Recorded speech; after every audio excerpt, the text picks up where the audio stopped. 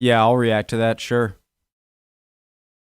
Okay, guys, what was honor just a bigger deal back in the day, or were people less afraid of their life ending? I mean, I'm definitely gonna watch this. What a pistol duel really looked like.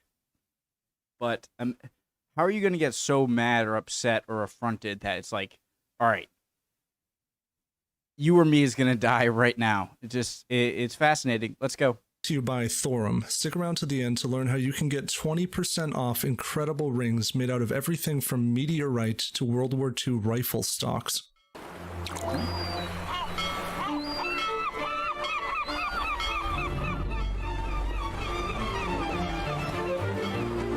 Well after the guns had been fired and a wife was left to widowhood, the trial began and the defense recounted. It happened in an evil hour in the month of April 1845 that Mr. Seaton made the acquaintance of Mr. and Mrs. Hawkey. James Seaton, a rather portly man of independent means, was himself married, and yet amidst the gilded soirees and pageantry of the Victorian age, he found himself taken with Mrs. Isabella Hawkey, the wife of Lieutenant Henry Hawkey of the Royal Marines. Seaton, having himself retired after an unremarkable stint in the military, possessed ample time over the course of the coming weeks to visit Mrs. Hawkey at her residence while her husband was away on duty. His advances took first the form of courteous and innocuous gestures, escorting the lady on a walk or lending her a peculiar book, until one day he dared to speak the unspoken. "It's no use humbugging with you any longer. Do you mean to give me an opportunity or not?" He would not, he told Mrs. Hawkey, risk his life for nothing, for Lieutenant Hawkey was liable to learn of Seaton's designs upon his wife. And for centuries, the elites of Europe had mediated disputes over women, insults, and other slights to one's honor by means of the duel. Whereas the medieval age had formalized trial by combat. I don't know why. I didn't know it'd be like a cheating wife. I don't know why I thought it was just like you were having an argument with someone at a bar, and it's just like, all right, I challenge you, and then you just... Am I thinking too Wild Wild West? The Renaissance movie romanticized. Whereas the medieval age had formalized trial by combat, the Renaissance raised notions of chivalric duty and etiquette. Thus, the early modern gentleman became honor-bound to descend from time to time the steps of his high mansion in order to oblige cruel custom, to meet shame with steel. The object of the formal duel was not principally to kill, but for a man to gain so-called satisfaction by displaying his willingness to die for his honor. Sword duels sometimes concluded after drawing first blood, but England had abandoned the sword for the pistol, and provided a duelist hit his mark, death was common. Even as monarchs outlawed the duel, and the church and thinkers of the Enlightenment derided the custom as egotistical butchery, the practice persisted into the 19th century, punished softly by the courts and preserved with vigor among the ranks of military men. A knock came at the door. Seaton panicked, thinking it was Mr. Hawkey. Instead, it was the young Lieutenant Edward Pym, a comrade of Mr. Hawkey's. Rumor was likely to reach Lieutenant Hawkey, but Seaton was not deterred. The next time he met Isabella, he attempted to give her a ring, proposed that they go away together to London, and renounced his love for his own wife. Isabella would insist that she remained politely aloof to Seaton until the night of May 19th, when another ball was held. Seaton insisted that Isabella share a dance with him. Lieutenant Hawkey cordially allowed it, but after their dance, Seaton sat next to her and refused to give up his seat to Lieutenant Hawkey, who then demanded, "Sir, I should like to have a few private words with you." The two went into a side room, and after some argument, Seaton emerged dubiously claiming that he, as a former cavalryman, could not duel a Royal Marine. So Hawkey forced the matter. In full view of the ballroom, he attempted to kick Seaton, called him a scoundrel and a blackguard, and promised to horsewhip Seaton if he refused to fight. The following morning, a man arrived at the Hawkeys' residence. Participants in a duel would appoint and act through representatives called seconds, and here was Seaton's with a formal challenge. A second was to attempt to reconcile the matter by apology or other means, but this having failed with Hawkey, he was then compelled to arrange and oversee the duel. The place and hour were agreed upon, and the man went away. Hockey appointed Pym as his second, who at 21 was considerably young for such a task.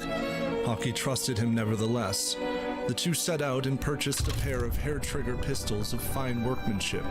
The harbor had assumed a dour and oppressive gray quality in the afternoon. And through formless fog, the two sailed across it and went on foot to a pebbled and secluded beach, where they met Seaton and his second. A rather sizable distance of 15 paces was agreed upon. The seconds explained the rules, and each, in turn, handed a pistol to his duelist. The men stood silent. The command to fire rang out. The triggers were pulled. Hockey's gun failed to discharge, and Seaton shot at him and missed. Lieutenant Pym might have mistakenly handed Hockey his gun at half-cock, a safety mechanism. At any rate, both men had proven their courage, and satisfaction should have been gained. And yet, it was said that Hockey demanded another round with his enemy. Well, in this scenario, they're both fighting over one woman, so it's not like it's not like that's gonna go away just because you thought, well, hey, mine didn't fire, you missed. Well, we're good now. Well, no, not really. Not in this scenario. And yet, it was said that Hockey demanded another round with his enemy. Any respectable second would have rejected the notion as barbaric, but the men were handed their remaining pistols.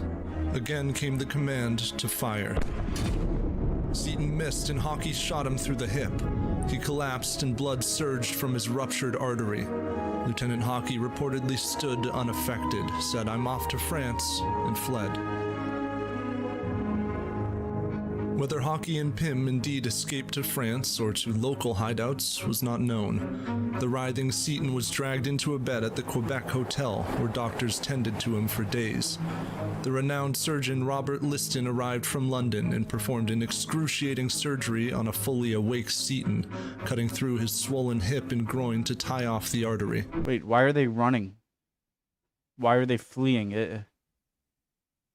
Nevertheless, the wound festered, and 2 weeks after the duel, Seaton died.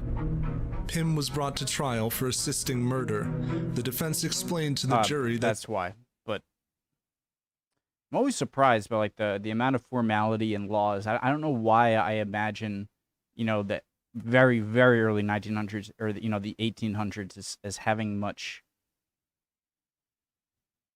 I don't know. I guess, people are the same. It's just I don't know what I'm trying to say. It just the form At duels, the widely trial for assisting murder. The defense explained to the jury that duels, though widely denounced in contemporary society, answered to an old code of honor by which all were called upon, nay, compelled to measure their actions, unless the individual was prepared to sacrifice all that made his life worth having. The judge reminded all that tired tradition had no bearing on English law, which regarded a fatal duel as premeditated murder. The jury did not leave the box. After a few minutes, they declared Pym not guilty. When Hockey was brought before the court 3 months later, the jury took only seconds to find him not guilty. 6 years later, Isabella engaged in a sordid affair with one Lieutenant Swain. Henry Hockey might then have wondered whether his wife had invited, or at least unduly entertained, the lecherous advances of the late Mr. Seaton. Come on. Oh, Jesus. Years before. The now Captain Hockey was tormented by reports of his wife's infidelity and remarked, "What is to be done? I have already on this account sent a fellow creature before his God, and am I to do it again?" Right? It's like, all right, we just did this, and I killed a guy over you. And now you're just going over here. Okay. Okay. All right. Jesus. A fellow creature before his God. Playing with people's hearts over here. What is to be done? I have already on this account sent a fellow creature before his God, and am I He challenges her to a duel. Oh, sorry. I have already on this account sent a fellow creature before his God, and am I to do it again? The last fatal duel on English soil would take place this same year between French expatriates over an insult about an ex-girlfriend. Dueling had all but vanished from English society. Hockey merely forbade Swain to continue visiting his wife in his absence. And while Hockey was walking with Isabella one day, Swain approached, greeted his wife, and made a dismissive comment toward him. Hockey beat him with a cane. Both were arrested and court-martialed, Swain for treating a superior officer with contempt. Both were acquitted. Isabella soon after separated from Henry Hockey. Estranged from his wife and children, he died of tuberculosis in 1859 at the Jesus Christ! age of 38. Man, this is brutal. You! Isabella remarried to a man 11 years her junior. The defense counsel at the trial of Pym had noted that she was a lady of great personal attractions, one whose beauty was once the theme of every tongue. So coveted were her affections, and so self-righteously bellicose were her suitors, that Seton and Hockey had engaged in a fight, which would stand as the last fatal duel between Englishmen in the country. I recently picked up the Apollo ring from Thorum, and it might be the coolest thing that I own.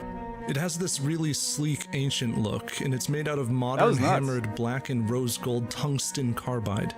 I'm interested in the full glory of the past, and Thorum handcrafts rings that speak to that part of me. Whether you're looking for a wedding or anniversary band, or just an awesome ring with a cool story behind it, Thorum has it. The World War II... Man, the advertisement YouTube algorithms are nuts. It's like, all right, jewelry, history audience, jewelry made of bullets and meteorites. The ring is gunmetal gray, and the interior is from an M1 Garand that saw active duty in World War II. And the Thor ring has this cool Viking vibe, but it's also partially made out of the 4-billion-year-old Gibeon meteorite. Every ring ships in one business day, arrives in a beautiful box with a silicone activity band, and if it's not your thing, there's a 1-year no-questions-asked warranty. So whether you need a wedding ring, anniversary ring, or you just want a ring that looks awesome, head over to Thorum.com and use promo code HistoryDose to get 20% off. If you're interested, guys, use their code. That was a cool video. A hell of a story. Tale as old as time, I'm sure. Yeah. That was really good. History Dose, good channel. Good story. That'll be it for me today, guys. I hope you guys are all doing well. If not, well, you know, at least you're not bleeding out from a duel over someone who just left you after for another guy. See you guys next time. Bye.